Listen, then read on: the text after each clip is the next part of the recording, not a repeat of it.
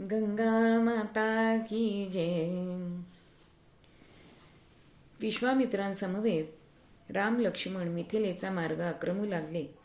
जाता जाता गंगेच्या पवित्र वातावरणात आल्यावरती प्रभू रामचंद्र विश्वामित्रांना म्हणाले की मुनिवर, या जलवाहिनीचे दर्शन होताच ही विशेष प्रसन्न वैभवयुक्त तसेच अनेकांच्या अशा आकांक्षा पूर्ण करण्याचे सामर्थ्य असलेली अशी असावी असं मनाला वाटतं.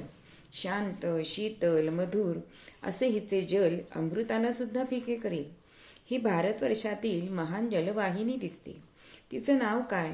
अयोध्येमध्ये आम्ही शरयू मातेचे दर्शन लहानपणापासून घेतलेलं आहे, पण ही जास्त प्रिय आणि आकर्षणीय वाटते.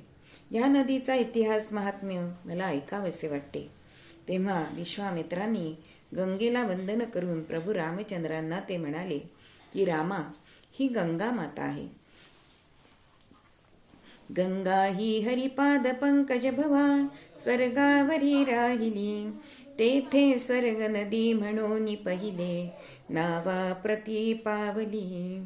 तेथोनी मग शंकरे निज जटा जूटांतरी वाहिली.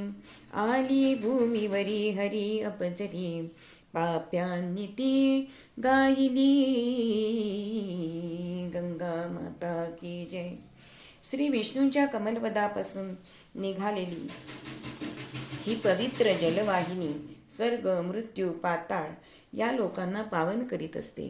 हिला स्वर्गात स्वर्गगंगा, पाताळात भोगावती आणि मृत्यूलोकी तर अनेक नावांनी ती प्रसिद्ध आहे. म्हणजे भागीरथी आहे, जान्हवी आहे, असे अनेक तिची नावं आहेत. प्रत्यक्ष शंकर भगवानांनी हिला आपल्या जटेमध्ये स्थान दिले.